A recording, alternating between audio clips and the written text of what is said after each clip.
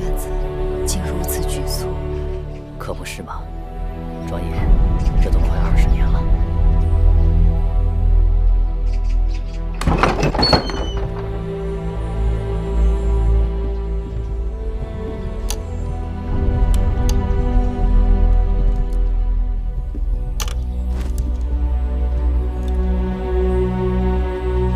这里面怎么会如此昏暗、粗陋？这里是什么地方？这里是母亲刚进秦宫时的家。后来母亲有了身孕，你父王就要母亲从这里搬出去了。这里这么局促狭小，怎好住人？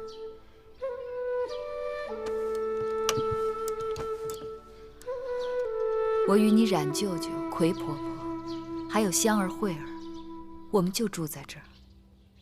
我们一无所有，却很温馨。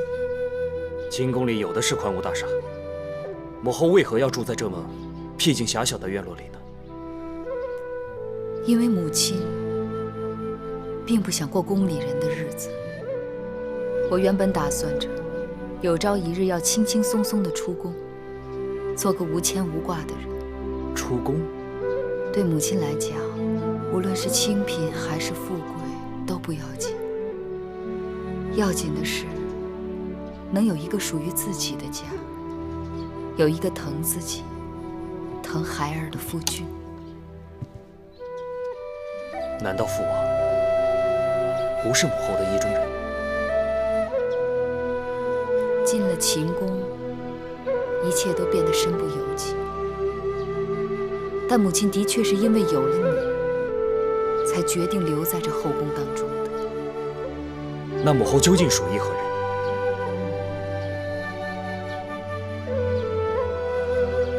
皇歇？皇叔父可是母后的情之所钟。你皇叔父，论情，子歇该是母亲终身的心上人，但母亲与他发之于情，止乎于理。如今，他只是母亲的至亲。可不管是谁，都不该是那个义渠君。母后为何会倾心于那个戎狄蛮子？义渠君是个好男人，有情有义，侠骨柔肠。错不在义渠君，那错在谁？难道错在母后？母亲也没错，错就错在母亲的身份。这身份让母亲想做一个普通女子而不能。继儿，这些你都懂吗？孩儿不懂。你没有经历过母亲的遭际，自然不会懂母亲。你若要责怪，就怪母亲做了太后，仍难舍一个普通女子的初衷。这初衷，对外人是小，对母亲是大。对外人是可有可无，可对母亲来讲，却是取暖的炭火。假如为了秦国的社稷，面对大秦的社稷，母亲仍然是个女人。即便母亲与那个戎狄论过婚嫁，天下人妻无数，可大秦只有您一个太后。孩儿是怕，倘若有一日为了秦国，母后不得不做取舍。不会，不会有那一日的。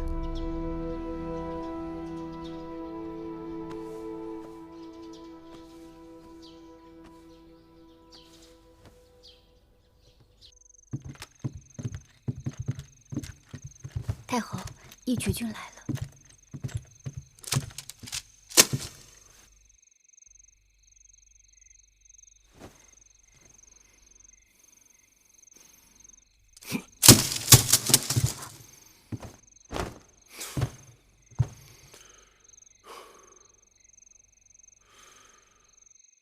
义渠君口干舌燥的，你们去给他温一壶酒吧。是。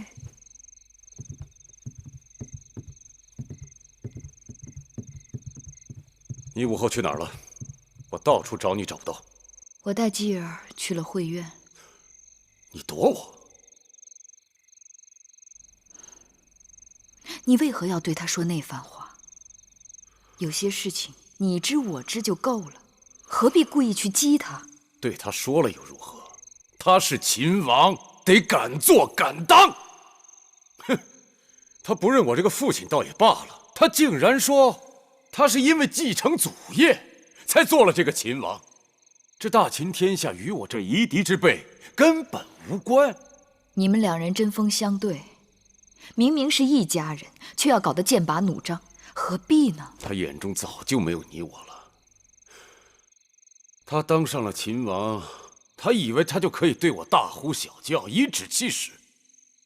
好啊，既然他长大了，娶妻生子了，你我算是对他仁至义尽了。我们跟他分账吧。什么分账？分开过。按照草原的规矩，孩子长大了就要分给他牛马财物跟人手，让他出去另立一个营帐。你我也不让他吃亏。嬴稷登基的时候，秦国有多少土地，就给他多少土地。你的意思是，从楚国，还有自韩赵魏等国取得的100余座城池，都不给继儿？那些城池都是你我及兄弟们打下来的，与这小儿何干？不可以分账。为什么不可以？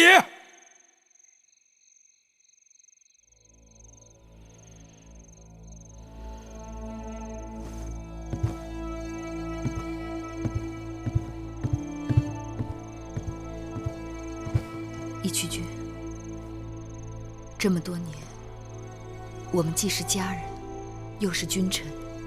论君臣，我和继儿，因为有你等臣子帮衬，才能共治天下，才有了今日大秦的强盛。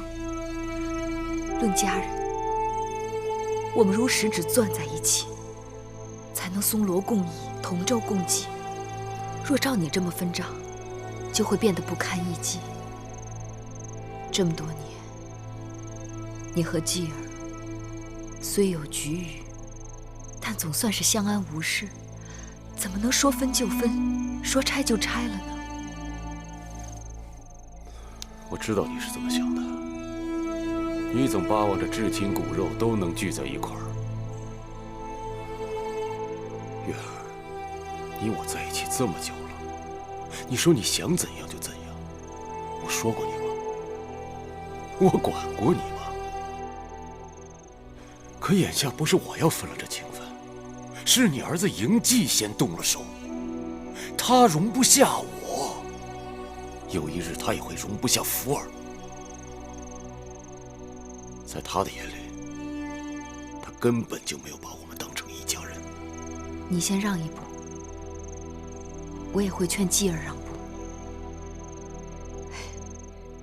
事情没有你想的那么糟，你也别太执拗了，就当是看在我的份上。恐怕这件事情你已经管不了了。你让我试试，好吗？那你就告诉他，马上放了我的人。